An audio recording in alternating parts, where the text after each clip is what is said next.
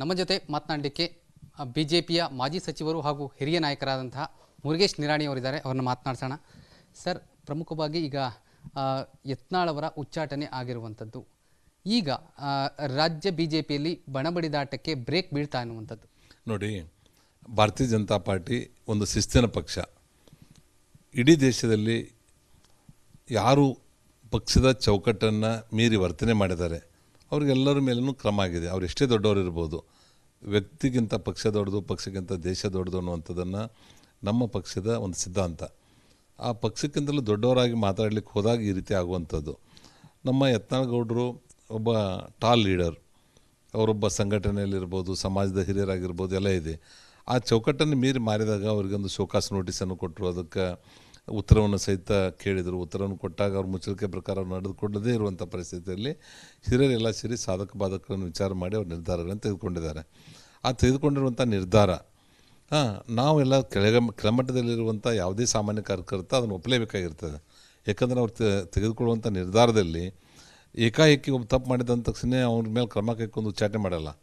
ಅವನ್ನೆಲ್ಲ ಹಾವಭಾವಗಳನ್ನು, ಅವನ ನಡವಳಿಕೆಗಳನ್ನು ಅವನ್ನೆಲ್ಲ ನೋಡಿಕೊಂಡು ಅದ್ರ ಬಗ್ಗೆ ವಿಚಾರ ಮಾಡಿ ಅವ್ನು ಕರೆದು ಮಾತಾಡಿ ಸುಧಾರಣೆ ಆಗಬೇಕು ಅನ್ನೋಂಥದ್ದು ಹೇಳಿದ ಮೇಲೂ ಮುಂದುವರ್ಸಿದಾಗ ಈ ಕ್ರಮ ಆಗಿರ್ತದೆ ಹೊರತು ಇದನ್ನು ಏಕಾಏಕಿಯಾಗಿ ಕ್ರಮ ಕೈಗೊಂಡಿಲ್ಲ.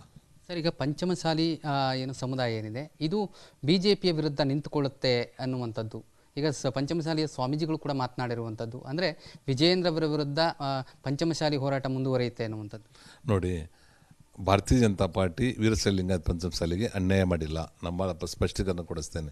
ಯಡಿಯೂರಪ್ಪನವರು ಮುಖ್ಯಮಂತ್ರಿ ಆಗಿದ್ದಾಗ ಈ ಸಮಾಜ ಯಾವುದೇ ಜಾತಿ ಕಾಲಮದಲ್ಲಿ ಇರದೇ ಇರುವಂಥ ಸಂದರ್ಭದಲ್ಲಿ 3B ಮಾಡಿಕೊಟ್ಟಂಥವ್ರು ಯಾರು? ಸನ್ಮಾನ್ಯ ಯಡಿಯೂರಪ್ಪ, ಬೊಮ್ಮಾಯಿ ಅವರು, ಗೋವಿಂದ ಕಾರಜೋಳ ಸಾಹೇಬರು, ನಾರಾಯಣ ಸ್ವಾಮಿ ಅವರು 4 ಮಂದಿ ಕಮಿಟಿಯನ್ನು ಮಾಡಿದರು. ಆದರೆ ನಾನು ವಿನಂತಿಯನ್ನು ಮಾಡಿದಾಗ ಅದಕ್ಕೊಂದು ಕಮಿಟಿ ಫಾರ್ಮ್ ಮಾಡಿ ಅದನ್ನು 3Bದಲ್ಲಿ ಸೇರಿಸಿದ್ದಾರೆ. ಒಂದನೇದು.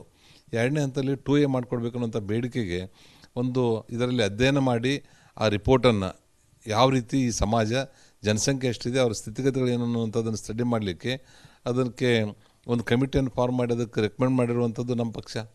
ಅದಾದಮೇಲೆ ಬಸವರಾಜ ಬೊಮ್ಮಾಯಿ ಸಾಹೇಬರು ಮುಖ್ಯಮಂತ್ರಿ ಆಗಿದ್ದಾಗ ಇದನ್ನು 2C ಮತ್ತು 2D ಅನ್ನು ಮಾಡಿ ಈ ರಾಜ್ಯದಲ್ಲಿರುವಂಥ ಬೇರೆ ಸಮಾಜದವ್ರಿಗೆ ಅನ್ಯಾಯ ಆಗಲಾರ್ದಂತೆ ಮತ್ತು ಅವರ ಪರ್ಸೆಂಟೇಜನ್ನು ಕಿತ್ಕೊಳ್ಳಾರ್ದೇ ಇವರಿಗೆ 2C 2D ಮಾಡಿ 2C ಒಕ್ಕಲಿಗ ಸಮಾಜದವ್ರಿಗೆ, 2D ವೀರಶೈವಲಿಂಗಾಯತ ಪಂಚಮಸಾಲಿಯರಿಗೆ ಅದನ್ನು ಪರ್ಸೆಂಟೇಜ್ ಇನ್ಕ್ರೀಸ್ ಮಾಡಿರುವಂಥದ್ದು ನಮ್ಮ ಸಮಾಜ, ನಮ್ಮ ಪಕ್ಷ. ಇವಾಗೆಲ್ಲವುಗಳನ್ನು ನೋಡಿದಾಗ ಸ್ವಾಮೀಜಿಯವರಾಗಲಿ ನಮ್ಮ ಸಮಾಜದವರಾಗಲಿ ಭಾರತೀಯ ಜನತಾ ಪಾರ್ಟಿ ಈ ಸಮಾಜಕ್ಕೆ ಅನ್ಯಾಯ ಮಾಡಿಲ್ಲ.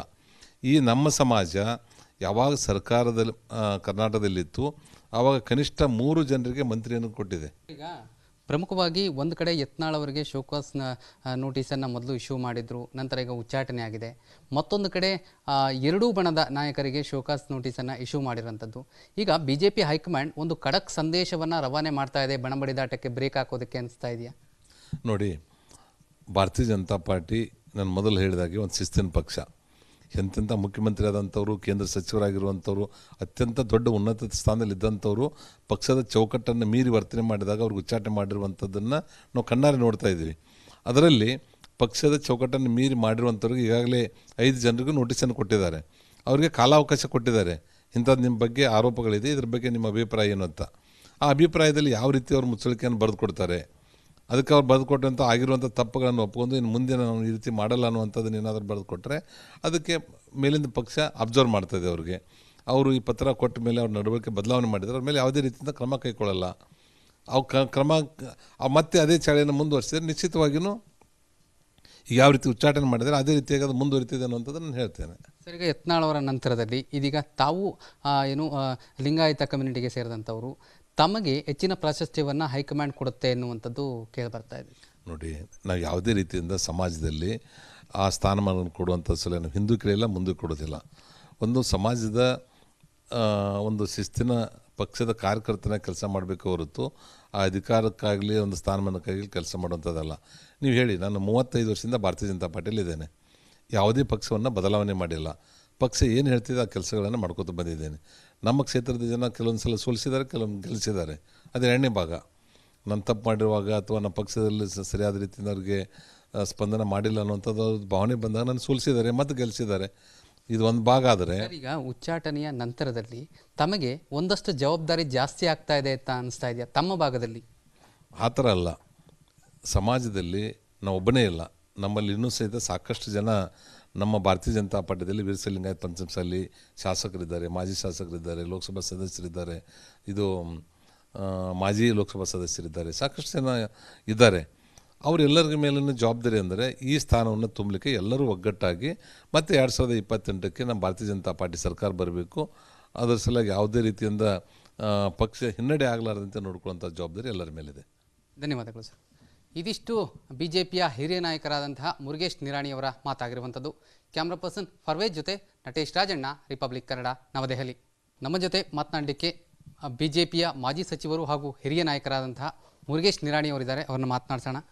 ಸರ್, ಪ್ರಮುಖವಾಗಿ ಈಗ ಯತ್ನಾಳ್ ಅವರ ಉಚ್ಚಾಟನೆ ಆಗಿರುವಂಥದ್ದು, ಈಗ ರಾಜ್ಯ ಬಿಜೆಪಿಯಲ್ಲಿ ಬಣಬಡಿದಾಟಕ್ಕೆ ಬ್ರೇಕ್ ಬೀಳ್ತಾ ಅನ್ನುವಂಥದ್ದು.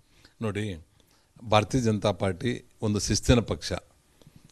ಇಡೀ ದೇಶದಲ್ಲಿ ಯಾರು ಪಕ್ಷದ ಚೌಕಟ್ಟನ್ನು ಮೀರಿ ವರ್ತನೆ ಮಾಡಿದ್ದಾರೆ ಅವ್ರಿಗೆಲ್ಲರ ಮೇಲೂ ಕ್ರಮ ಆಗಿದೆ. ಅವ್ರು ಎಷ್ಟೇ ದೊಡ್ಡವರು ಇರ್ಬೋದು, ವ್ಯಕ್ತಿಗಿಂತ ಪಕ್ಷ ದೊಡ್ಡದು, ಪಕ್ಷಕ್ಕಿಂತ ದೇಶ ದೊಡ್ಡದು ಅನ್ನುವಂಥದ್ದನ್ನು ನಮ್ಮ ಪಕ್ಷದ ಒಂದು ಸಿದ್ಧಾಂತ.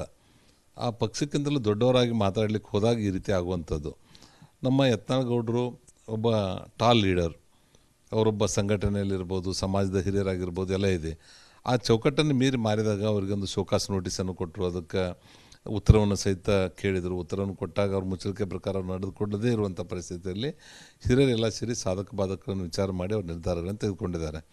ಆ ತೆಗೆದುಕೊಂಡಿರುವಂಥ ನಿರ್ಧಾರ ನಾವೆಲ್ಲ ಕೆಳಮಟ್ಟದಲ್ಲಿರುವಂಥ ಯಾವುದೇ ಸಾಮಾನ್ಯ ಕಾರ್ಯಕರ್ತ ಅದನ್ನು ಒಪ್ಪಲೇಬೇಕಾಗಿರ್ತದೆ. ಯಾಕಂದರೆ ಅವ್ರು ತೆಗೆದುಕೊಳ್ಳುವಂಥ ನಿರ್ಧಾರದಲ್ಲಿ ಏಕಾಏಕಿ ಒಬ್ಬ ತಪ್ಪು ಮಾಡಿದಂಥ ತಕ್ಷಣ ಅವ್ರ ಮೇಲೆ ಕ್ರಮ ಕೈಗೊಂಡು ಉಚ್ಚಾಟನೆ ಮಾಡಲ್ಲ. ಅವನ್ನೆಲ್ಲ ಹಾವಭಾವಗಳನ್ನು, ಅವನ ನಡವಳಿಕೆಗಳನ್ನು ಅವನ್ನೆಲ್ಲ ನೋಡಿಕೊಂಡು ಅದ್ರ ಬಗ್ಗೆ ವಿಚಾರ ಮಾಡಿ ಅವ್ನು ಕರೆದು ಮಾತಾಡಿ ಸುಧಾರಣೆ ಆಗಬೇಕು ಅನ್ನೋಂಥದ್ದು ಹೇಳಿದ ಮೇಲೂ ಮುಂದುವರ್ಸಿದಾಗ ಈ ಕ್ರಮ ಆಗಿರ್ತದೆ ಹೊರತು ಇದನ್ನು ಏಕಾಏಕಿಯಾಗಿ ಕ್ರಮ ಕೈಗೊಂಡಿಲ್ಲ. ಸರ್, ಈಗ ಪಂಚಮಸಾಲಿ ಏನು ಸಮುದಾಯ ಏನಿದೆ ಇದು ಬಿಜೆಪಿಯ ವಿರುದ್ಧ ನಿಂತುಕೊಳ್ಳುತ್ತೆ ಅನ್ನುವಂಥದ್ದು. ಈಗ ಪಂಚಮಸಾಲಿಯ ಸ್ವಾಮೀಜಿಗಳು ಕೂಡ ಮಾತನಾಡಿರುವಂಥದ್ದು, ಅಂದರೆ ವಿಜಯೇಂದ್ರ ಅವರ ವಿರುದ್ಧ ಪಂಚಮಸಾಲಿ ಹೋರಾಟ ಮುಂದುವರಿಯುತ್ತೆ ಅನ್ನುವಂಥದ್ದು. ನೋಡಿ, ಭಾರತೀಯ ಜನತಾ ಪಾರ್ಟಿ ವೀರಶೈವ ಲಿಂಗಾಯತ ಪಂಚಮಸಾಲಿಗೆ ಅನ್ಯಾಯ ಮಾಡಿಲ್ಲ. ನಮ್ಮ ಸ್ಪಷ್ಟೀಕರಣ ಕೊಡಿಸ್ತೇನೆ. ಯಡಿಯೂರಪ್ಪನವರು ಮುಖ್ಯಮಂತ್ರಿ ಆಗಿದ್ದಾಗ ಇದು ಈ ಸಮಾಜ ಯಾವುದೇ ಜಾತಿ ಕಾಲಮದಲ್ಲಿ ಇರದೇ ಇರುವಂಥ ಸಂದರ್ಭದಲ್ಲಿ 3B ಮಾಡಿಕೊಟ್ಟಂಥವ್ರು ಯಾರು? ಸನ್ಮಾನ್ಯ ಬೊಮ್ಮಾಯಿ ಅವರು, ಗೋವಿಂದ ಕಾರಜೋಳ ಸಾಹೇಬರು, ನಾರಾಯಣ ಸ್ವಾಮಿ ಅವರು 4 ಮಂದಿ ಕಮಿಟಿಯನ್ನು ಮಾಡಿದರು. ಅದರ ನಾನು ವಿನಂತಿಯನ್ನು ಮಾಡಿದಾಗ ಅದಕ್ಕೊಂದು ಕಮಿಟಿ ಫಾರ್ಮ್ ಮಾಡಿ ಅದನ್ನು 3Bದಲ್ಲಿ ಸೇರಿಸಿದ್ದಾರೆ. ಒಂದನೇದು. ಎರಡನೇ ಹಂತದಲ್ಲಿ 2A ಮಾಡಿಕೊಡ್ಬೇಕು ಅನ್ನೋಂಥ ಬೇಡಿಕೆಗೆ ಒಂದು ಇದರಲ್ಲಿ ಅಧ್ಯಯನ ಮಾಡಿ ಆ ರಿಪೋರ್ಟನ್ನು ಯಾವ ರೀತಿ ಈ ಸಮಾಜ ಜನಸಂಖ್ಯೆ ಎಷ್ಟಿದೆ, ಅವ್ರ ಸ್ಥಿತಿಗತಿಗಳೇನು ಅನ್ನುವಂಥದ್ದನ್ನು ಸ್ಟಡಿ ಮಾಡಲಿಕ್ಕೆ ಅದಕ್ಕೆ ಒಂದು ಕಮಿಟಿಯನ್ನು ಫಾರ್ಮ್ ಮಾಡಿ ಅದಕ್ಕೆ ರೆಕಮೆಂಡ್ ಮಾಡಿರುವಂಥದ್ದು ನಮ್ಮ ಪಕ್ಷ. ಅದಾದಮೇಲೆ ಬಸವರಾಜ ಬೊಮ್ಮಾಯಿ ಸಾಹೇಬರು ಮುಖ್ಯಮಂತ್ರಿ ಆಗಿದ್ದಾಗ ಇದನ್ನು 2C ಮತ್ತು 2D ಅನ್ನು ಮಾಡಿ ಈ ರಾಜ್ಯದಲ್ಲಿರುವಂಥ ಬೇರೆ ಸಮಾಜದವ್ರಿಗೆ ಅನ್ಯಾಯ ಆಗಲಾರ್ದಂತೆ ಮತ್ತು ಅವರ ಪರ್ಸೆಂಟೇಜನ್ನು ಕಿತ್ಕೊಳ್ಳಾರ್ದೇ ಇವರಿಗೆ 2C 2D ಮಾಡಿ 2C ಒಕ್ಕಲಿಗ ಸಮಾಜದವ್ರಿಗೆ, 2D ವೀರಶೈವ ಲಿಂಗಾಯತ ಪಂಚಮಸಾಲಿಯವರಿಗೆ ಅದನ್ನು ಪರ್ಸೆಂಟೇಜ್ ಇನ್ಕ್ರೀಸ್ ಮಾಡಿರುವಂಥದ್ದು ನಮ್ಮ ಸಮಾಜ, ನಮ್ಮ ಪಕ್ಷ. ಇವಾಗೆಲ್ಲವುಗಳನ್ನು ನೋಡಿದಾಗ ಸ್ವಾಮೀಜಿಯವರಾಗಲಿ ನಮ್ಮ ಸಮಾಜದವರಾಗಲಿ ಭಾರತೀಯ ಜನತಾ ಪಾರ್ಟಿ ಈ ಸಮಾಜಕ್ಕೆ ಅನ್ಯಾಯ ಮಾಡಿಲ್ಲ. ಈ ನಮ್ಮ ಸಮಾಜ ಯಾವಾಗ ಸರ್ಕಾರದಲ್ಲಿ ಕರ್ನಾಟಕದಲ್ಲಿತ್ತು ಆವಾಗ ಕನಿಷ್ಠ 3 ಜನರಿಗೆ ಮಂತ್ರಿಯನ್ನು ಕೊಟ್ಟಿದೆ. ಈಗ ಪ್ರಮುಖವಾಗಿ ಒಂದು ಕಡೆ ಯತ್ನಾಳ್ ಅವರಿಗೆ ಶೋಕಾಸ್ ನೋಟಿಸನ್ನು ಮೊದಲು ಇಶ್ಯೂ ಮಾಡಿದ್ರು, ನಂತರ ಈಗ ಉಚ್ಚಾಟನೆ ಆಗಿದೆ. ಮತ್ತೊಂದು ಕಡೆ ಎರಡೂ ಬಣದ ನಾಯಕರಿಗೆ ಶೋಕಾಸ್ ನೋಟಿಸನ್ನು ಇಶ್ಯೂ ಮಾಡಿರೋಂಥದ್ದು. ಈಗ ಬಿಜೆಪಿ ಹೈಕಮಾಂಡ್ ಒಂದು ಖಡಕ್ ಸಂದೇಶವನ್ನು ರವಾನೆ ಮಾಡ್ತಾ ಇದೆ, ಬಣಬಡಿದಾಟಕ್ಕೆ ಬ್ರೇಕ್ ಹಾಕೋದಕ್ಕೆ ಅನಿಸ್ತಾ ಇದೆಯಾ? ನೋಡಿ, ಭಾರತೀಯ ಜನತಾ ಪಾರ್ಟಿ ನಾನು ಮೊದಲು ಹೇಳಿದಾಗೆ ಒಂದು ಶಿಸ್ತಿನ ಪಕ್ಷ. ಎಂತೆಂಥ ಮುಖ್ಯಮಂತ್ರಿ ಆದಂಥವ್ರು, ಕೇಂದ್ರ ಸಚಿವರಾಗಿರುವಂಥವ್ರು, ಅತ್ಯಂತ ದೊಡ್ಡ ಉನ್ನತ ಸ್ಥಾನದಲ್ಲಿದ್ದಂಥವ್ರು ಪಕ್ಷದ ಚೌಕಟ್ಟನ್ನು ಮೀರಿ ವರ್ತನೆ ಮಾಡಿದಾಗ ಅವ್ರಿಗೆ ಉಚ್ಚಾಟನೆ ಮಾಡಿರುವಂಥದ್ದನ್ನು ನಾವು ಕಣ್ಣಾರೆ ನೋಡ್ತಾ ಇದ್ದೀವಿ. ಅದರಲ್ಲಿ ಪಕ್ಷದ ಚೌಕಟ್ಟನ್ನು ಮೀರಿ ಮಾಡಿರುವಂಥವ್ರಿಗೆ ಈಗಾಗಲೇ 5 ಜನರಿಗೂ ನೋಟಿಸನ್ನು ಕೊಟ್ಟಿದ್ದಾರೆ. ಅವರಿಗೆ ಕಾಲಾವಕಾಶ ಕೊಟ್ಟಿದ್ದಾರೆ. ಇಂಥದ್ದು ನಿಮ್ಮ ಬಗ್ಗೆ ಆರೋಪಗಳಿದೆ, ಇದ್ರ ಬಗ್ಗೆ ನಿಮ್ಮ ಅಭಿಪ್ರಾಯ ಏನು ಅಂತ.